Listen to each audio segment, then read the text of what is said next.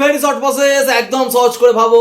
আজ ক্লাস নতুন চ্যাপ্টারের নতুন ক্লাস 12 এর নতুন চ্যাপ্টার কেমিক্যাল কাইনেটিক্স। একদম ওয়েটেজ প্রচুর, একটা বড় চ্যাপ্টার বলবো না, ছোট চ্যাপ্টার, কিন্তু নাম্বার অনেক অনেক নাম্বার দিয়েছে এবারে সেমিস্টারে। তো সেই কেমিক্যাল কাইনেটিক্স চ্যাপ্টারের একদম প্রথম ক্লাস, একদম ভালো করে শুনতে হবে। এই প্রথম ক্লাসটার উপর নির্ভর করছে ভালো লাগা, তবে ক্লাসটাকে নিয়ে যেতে পারবে। তবে ক্লাসটা বেশি ক্লাস নয়, মাত্র 4টে ক্লাস করলে কিন্তু চ্যাপ্টার শেষ, কিন্তু নাম্বার অনেকটা, প্রায় 7 নম্বর আছে চ্যাপ্টারটায়।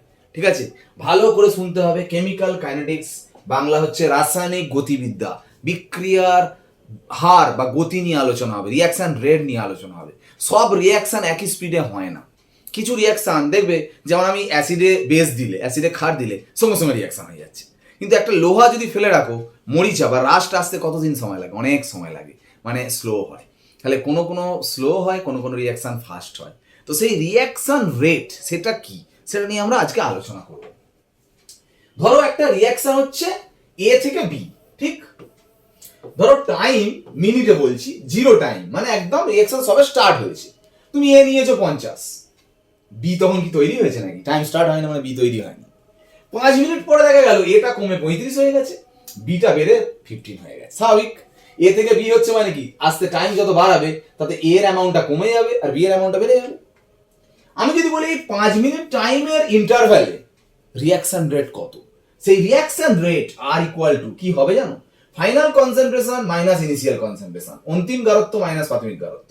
তাহলে 35 minus 50 by time change 5 minus 0, এও তাই 15 minus 0 by time change 5 minus 0 করলে দেখো এটাও 15 বাই 5 মানে 3 আসছে, এটাও 15 বাই 5, কিন্তু একটা মাইনাসে আসছে, কিন্তু সামনে আরেকটা মাইনাস বসানো হয়েছে। অ্যাকচুয়ালি এটা তো ছোট না, এটা ছোট থেকে বড় করলে তো মাইনাস আসবে। সবটাই আমরা ফাইনাল মাইনাস ইনিশিয়াল করি, এটা ফাইনালটা বড় বলে তোমার যা আসছে এখানেও তাই আসছে, শুধু এটা ছোট থেকে বড় মাইনাস করছে বলে মাইনাস আসছে, বলে সামনে আরেকটা যদি মাইনাস বসানো হয় তবে সেটা প্লাস হলে তবে তুমি সেটা সমান লিখতে পারবে। ওই জন্য আমরা রিয়াকশন রেট যখন লিখি, actually a2 minus a1 by t2 minus t1, আর এটা b2 minus b1 by t2 minus t1, এটা প্লাস দেওয়া আছে, মাইনাস দেওয়া আছে। এটা যদি মাইনাস হয়, সামনে আরেকটা মাইনাস বসালে প্লাস হবে, তবে এর সঙ্গে সমান হবে। ওই জন্য reaction rate equal to actually minus del a by del t equal to del b by del t, মানে concentration change by time change. ঠিক আছে, গারত্বের পরিবর্তন বাই সময়ের পরিবর্তন। কিন্তু বিক্রিয়াজাত পদার্থ প্রোডাক্টের আগে প্লাস হবে, আর রিঅ্যাক্ট্যান্ট বা বিক্রিয়কের আগে কিন্তু মাইনাস হবে। যেহেতু নিজেই মাইনাস, সামনে একটা মাইনাস বসালে তবে প্লাস হবে বলে ইকুয়াল হয়, সমান হয়। ঠিক আছে, এই যে শিখলে, তার মানে আমি যদি বলি যে a প্লাস বি থেকে সি প্লাস ডি, তাহলে কি করবে? রিঅ্যাকশন রেট আর ইকুয়াল টু কি লিখবে? Minus del A by del T equal to minus del B by del T equal to del C by del T equal to del D by del T. দেখো সব reactant বিক্রিয়ক গুলো minus হয়েছে, আর বিক্রিয়াজাত product গুলো দেখো সব plus হয়েছে। গারত্বের পরিবর্তন বাই সময়ের পরিবর্তন। ঠিক আছে, এখন একটা এ থেকে একটা বি হয়েছে, এখানেও একটা এ থেকে একটা বি এর সঙ্গে রিঅ্যাকশন করে একটা সি হয়েছে, একটা ডি, সব এক। কিন্তু রিঅ্যাকশন যদি এ থেকে 2b হয়, মানে একটা এ থেকে যদি দুটো বি হয়, তার মানে কি বলতো? এ যদি একটা থেকে বি যদি দুটো হয়, তাহলে এ কমে যাওয়ার হার বেশি না বি উৎপন্ন হওয়ার হার বেশি? মানে vanishing rate of A and formation rate of B কোনটা বেশি? অবশ্যই এটা 2, তো মানে এর রেটটা বেশি। তার মানে এইটার অ্যামাউন্টে 2 টাইমস, মানে এর দ্বিগুণ।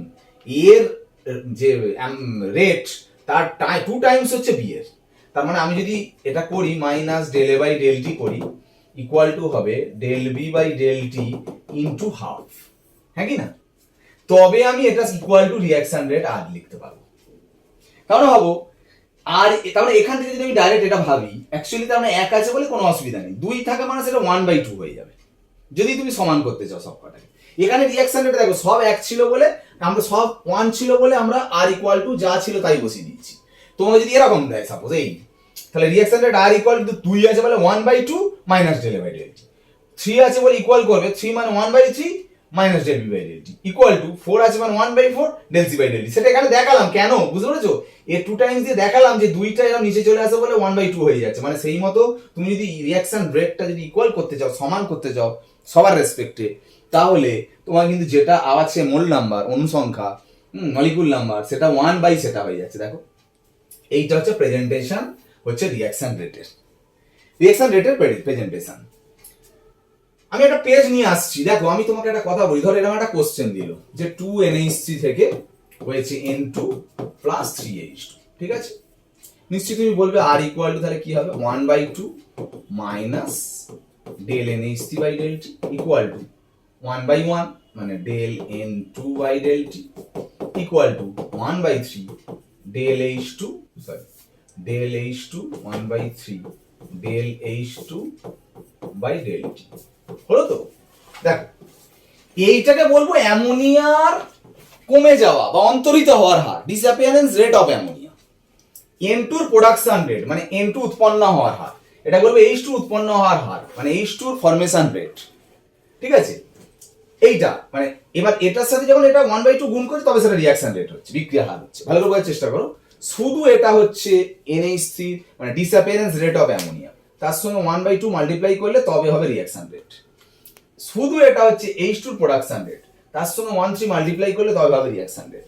মানে অ্যামোনিয়ার অন্তরিত হওয়ার হার শুধু এইটা, তার সঙ্গে 1/2 গুণ করলে তবে সেটা রিঅ্যাকশন রেট হচ্ছে। এটা হাইড্রোজেনের উৎপাদন হার, তার সঙ্গে 1/3 গুণ করলে তবে রিঅ্যাকশন রেট আসছে।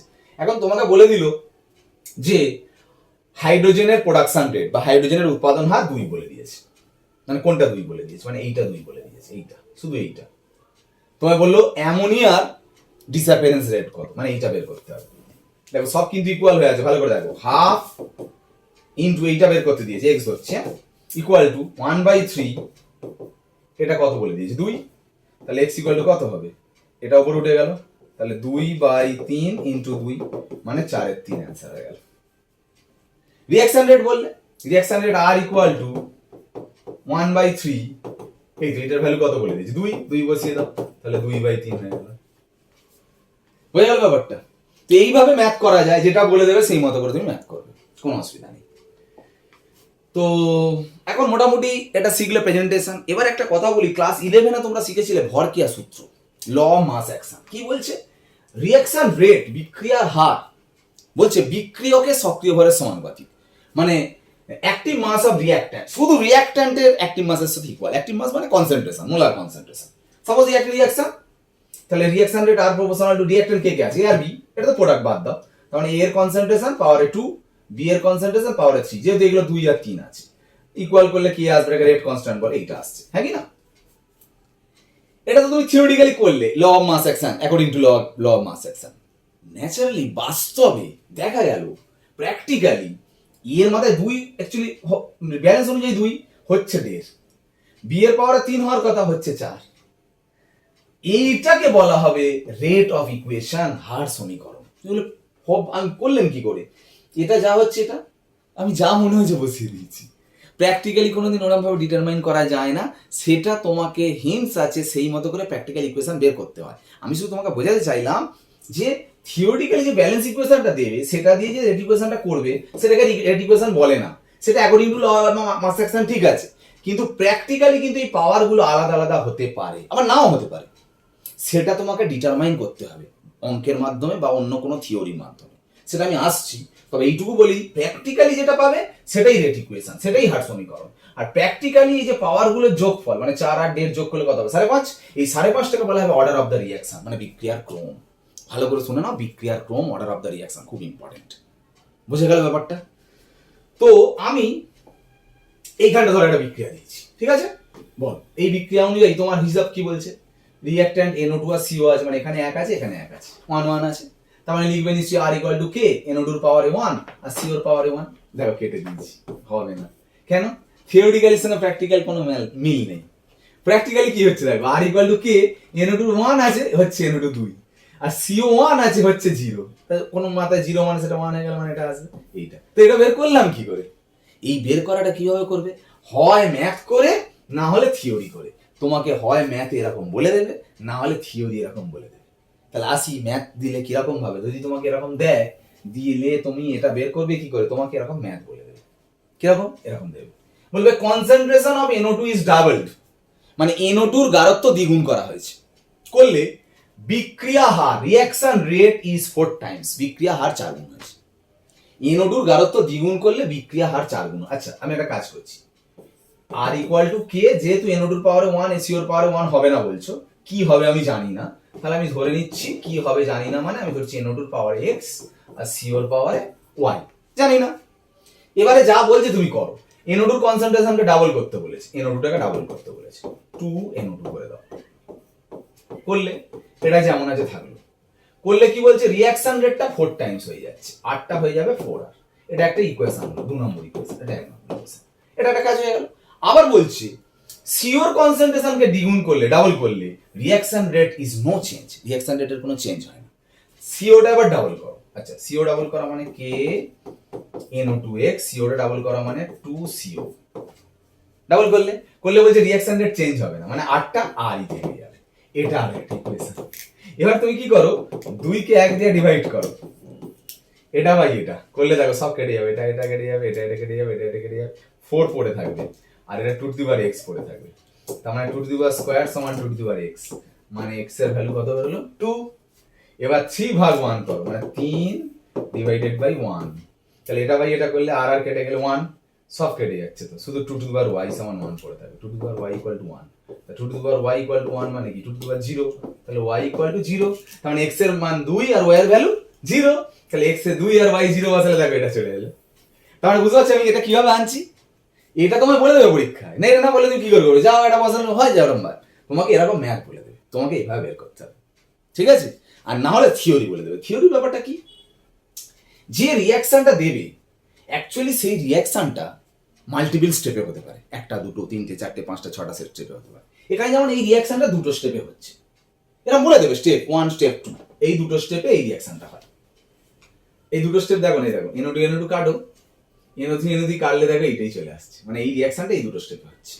এবার তোমায় বলে দেবে স্টেপ 1টা বা স্টেপ 2 এর মধ্যে কোনো একটা স্টেপ স্লো হবে। দেখো স্টেপ 1টা বলে দিয়েছে স্লো, ধীর গতি সম্পন্ন, এটাকেই বলা হয় রেট ডিটারমাইনিং স্টেপ বা হার নির্ণায়ক ধাপ। তো এই স্লো স্টেপ অনুযায়ী অ্যাকচুয়ালি রেট ইকুয়েশনটা বের করতে হবে, মানে আর ইকুয়াল টু, দেখো এখানে রিঅ্যাকট্যান্ট কে কে আছে, NO2 আর NO2, দুটো NO2 আছে, ওই জন্য NO2 স্কয়ার। এখানে CO আছে, CO নেই, ওই জন্য CO 0, এই জায়গায় এটা আসছে। তার মানে তুমি যে এইটা করছো এই রিঅ্যাকশন অনুযায়ী হয় না, এ যে স্টেপগুলোতে হয় সেই স্টেপের মধ্যে যেটা স্লো স্টেপ সেই অনুযায়ী হয়। হয় তোমাকে স্টেপ বলে দেবে, না হলে এরকম ম্যাথ বলে দেবে তোমার করার জন্য। বোঝা গেল ব্যাপারটা? এখন একটা কথা শুধু বলে নিয়ে আমি শেষ করবো, মাল্টিপল স্টেপ রিঅ্যাকশনকে বলা হয় কমপ্লেক্স রিঅ্যাকশন, জটিল বিক্রিয়া, আর সিঙ্গেল স্টেপ রিঅ্যাকশন হলে সেটাকে বলে মৌলিক বিক্রিয়া বা এলিমেন্টারি রিঅ্যাকশন। এখন ধরো এটা মৌলিক বিক্রিয়া মানে হচ্ছে এলিমেন্টারি রিঅ্যাকশন, তার মানে এর স্টেপ একটা, তখন এর স্টেপ কোনটা হবে জানো, এটাই তখন স্টেপ, মানে মানে স্টেপ একটা মানে এটাই তখন স্লো স্টেপ। এর যেমন 2টো স্টেপের হচ্ছে বলে একটা স্লো স্টেপ, একটা ফার্স্ট স্টেপ হচ্ছে, 4টে স্টেপে হলে কোনো একটা স্টেপ স্লো হবে, 2 নম্বরটা বা 3 নম্বরটা, যেটা স্লো স্টেপ সেই অনুযায়ী রেট ইকুয়েশন হবে। কিন্তু যার একটা স্টেপ যে রিঅ্যাকশনটা দিয়েছে ওটাই স্লো স্টেপ, তার মানে তখন কিন্তু একমাত্র এটাই রেট ইকুয়েশন হবে। থিওরি আর প্র্যাকটিক্যাল সেম হবে, একমাত্র যা থিওরিটিক্যালি আর প্র্যাকটিক্যালি পুরো সেম হবে, আলাদা হবে না তখনই যদি সেটা এলিমেন্টারি বা মৌলিক বিক্রিয়া হয়, এলিমেন্টারি রিঅ্যাকশন বা মৌলিক বিক্রিয়া হয়। বোঝা গেল? তাহলে টোটাল তুমি order of the reaction, rate equation আর প্রেজেন্টেশন অফ রেট ইকুয়েশন, যেখান থেকে আর এর ম্যাথগুলো এটা করলে এটা পুরোটা তুমি জানতে পারলে, তাই না? একদম এইটুকুই করাবো, বেশি করানোর দরকার নেই, এইটুকু করা মানে বইয়ের অনেক পৃষ্ঠা হয়ে গেছে। তো পরের দিন আরো interesting order, molecularity and integrated rate equation নিয়ে অনেক আলোচনা আছে, সেগুলো ফিরবো। একদম ছোট চ্যাপ্টার কিন্তু নাম্বার অনেক, ক্লাসটা ফলো করো, পুরো ফুল মার্কস পাবে, ঠিক আছে? আজ ক্লাস শেষ করলাম, ওকে বাই।